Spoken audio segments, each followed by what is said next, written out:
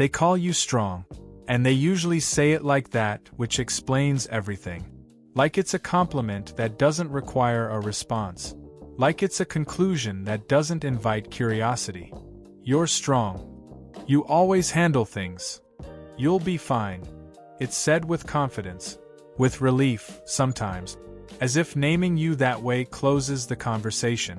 But no one ever asks what it costs you to become that person.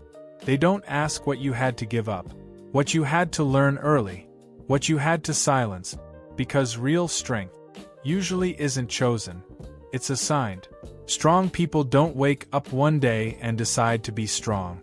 There's no announcement, no turning point where you look around and say, "This is who I'll be now." It happens quietly, often before you have the language for it, often before you're aware there was another option. You learn to stay calm when things feel unstable. Not because you're naturally composed, but because someone needs to be. You learn to read the room before anything is said. You notice tone shift. You track mood changes. You sense tension before it becomes visible. You learn to manage yourself so the situation doesn't fall apart. Not because you're emotionally advanced, but because disorder feels unsafe. You don't do it for praise.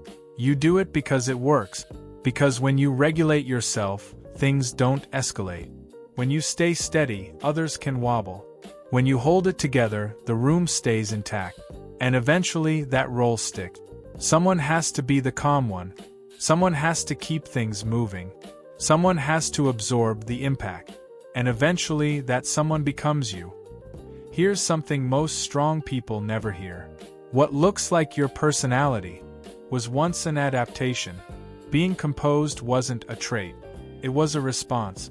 Being independent wasn't a value. It was a solution. Being low maintenance wasn't humility. It was efficiency. You learned to regulate yourself because support wasn't consistent. You learned to anticipate problems because reacting to them felt riskier.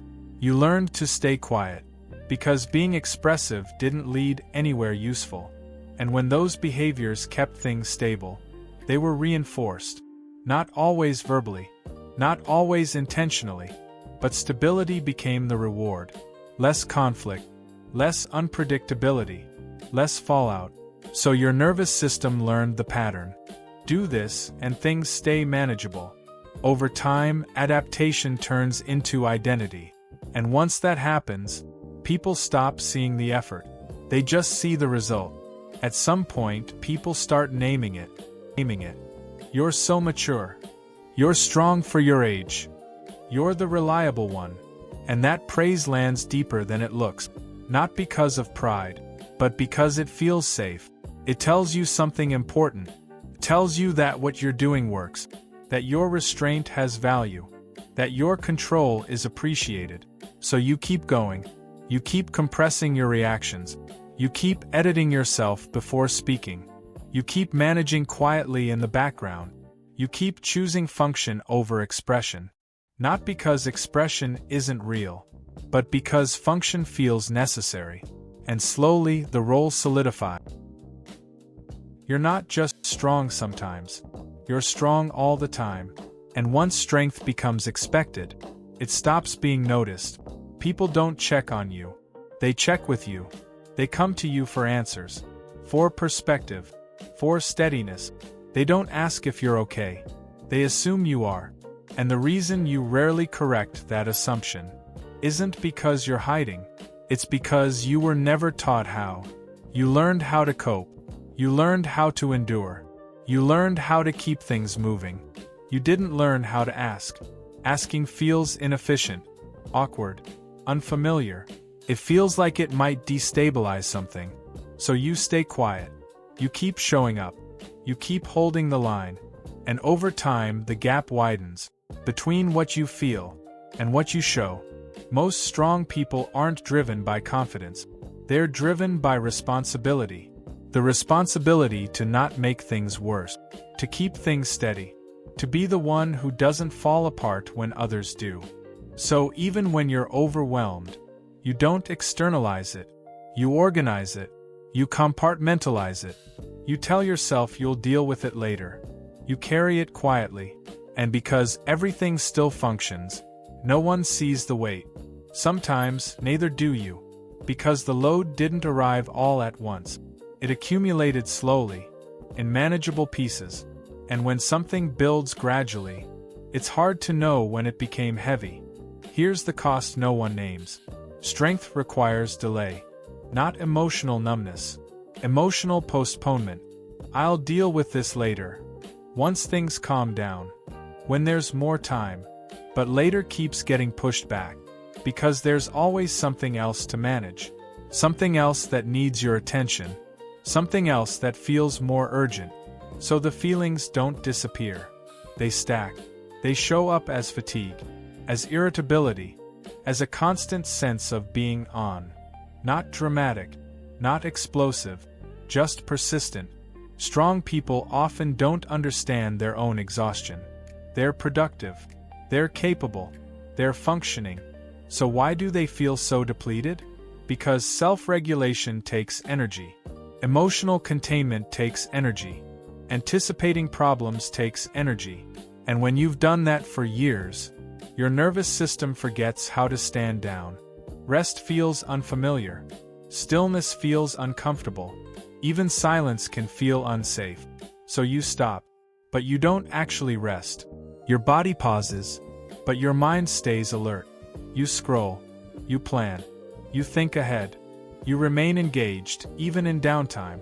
Because disengaging was never part of the original strategy. Here's the truth behind every strong person. Your strength wasn't free. It was built in moments where being composed felt safer than being honest, where staying capable mattered more than being cared for, where stability depended on you not unraveling. That doesn't make your strength fake, and it doesn't make you broken. It means your strength came from survival, not choice. And survival strategies always come with trade-off. Strength has value. It protects what matters. It keeps things moving. But strength without awareness quietly drains you. Understanding where your strength came from doesn't weaken you. It gives you options. Because strength that's conscious can be adjusted. Strength that's unconscious just keeps spending you. You don't have to stop being strong. That's important to say first. Because this kind of reflection is often misunderstood. It's not asking you to abandon what helped you survive. It's not asking you to become fragile or careless. And it's not asking you to reject the parts of yourself that learned how to endure. Strength didn't appear in you by accident. It developed because it served a purpose. It protected something. Talk about rest, or softness, or letting go. It can feel abstract, or unrealistic, or even threatening. Because strength, for you, hasn't just been about capability. It's been about identity, about reliability, about knowing where you stand in relation to others. You know who you are when you're strong. You know what's expected of you. You know how to operate from that place. What you don't always know is who you are when you're not actively holding everything together. And that uncertainty is often what keeps strength running on autopilot. You don't have to stop being strong. You just don't have to carry it automatically anymore. Automatic strength is the kind that engages before you've even noticed there's a choice. It's the impulse to stay composed when something hurts. The reflex to say, "it's fine," before checking whether it is. The habit of managing your response, instead of acknowledging your experience. Automatic strength isn't loud. It's efficient. It moves quickly. It smooths things over. And because it works, it rarely gets questioned. But over time, automatic strength becomes exhausting. Not because strength is harmful, but because never disengaging it means you're always spending energy, always regulating, always containing, always holding a line internally. Even when there's no longer a crisis, what often gets lost is the sense of permission. Permission to pause before responding. Permission to notice what you feel before deciding what to do with it. permission to let something register. Instead of immediately managing it, you're allowed to pause. That doesn't mean freezing. It doesn't mean withdrawing. It doesn't mean abandoning responsibility. It means creating a small space between stimulus and response, a space where you're not performing strength out of habit. Pausing is subtle. It's internal. It might look like taking a breath before answering a question you usually rush to solve. It might feel like sitting with discomfort instead of explaining it away. It might be as simple as noticing tension in your body and not immediately pushing past it.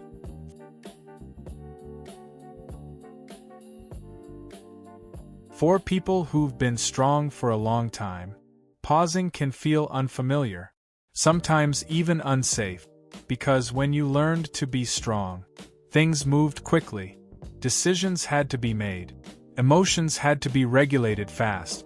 Pausing can feel like doing nothing, even though it's actually doing something very precise. It's checking in with yourself. Before you mobilize, you're allowed to need.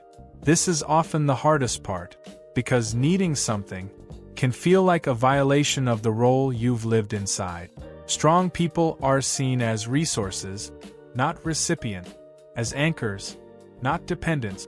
Over time, that perception turns inward. You stop seeing need as neutral. You start seeing it as failure, as something you should have handled already. So you minimize it. You intellectualize it. You postpone it. You tell yourself it's not that bad. You compare it to worse things. But need doesn't disappear because it's ignored. It just becomes quieter. And quiet needs don't go away. They settle deeper. Acknowledging need doesn't mean demanding care. It means allowing yourself to recognize when something is heavy, when something is missing. Needing doesn't negate strength. It contextualizes it. You're allowed to let strength be something you use, instead of something you are. When strength is something you are, it's always on. It defines you. It limits you. But when strength is something you use, it becomes intentional, situational, responsive. You can engage it without disappearing inside it. You can set it down without losing yourself. That shift doesn't happen all at once. For most people, it starts with awareness, noticing how quickly you move into strength mode, how automatically you regulate, how rarely you ask what you need before adapting to what's required. It starts small, letting someone else lead, not explaining yourself right away, allowing discomfort to exist, not as rebellion, not as a test, just as choice. And if this felt familiar, if something in you recognized itself here, you're not imagining it. This isn't random. It resonates because it reflects a lived pattern. Many people carry strength this way, quietly, competently, without realizing how much it costs. You're not weak for questioning it. You're not broken for feeling tired. And you're not wrong for wanting something different, even if you don't yet know what that is. Recognition doesn't demand immediate change. It just opens a door. And sometimes, knowing the door exists is enough to begin relating to yourself differently, not by becoming someone else, but by giving yourself more room to be who you already are, quietly, honestly, at your own pace. If this video put words to something you've been carrying quietly, you're not alone here. This channel exists for people who've learned to hold it together, often without being asked, and are starting to wonder what that strength has cost them. If you want more reflections like this, consider subscribing. Not for motivation, not for noise, just for space to understand yourself more clearly, one piece at a time.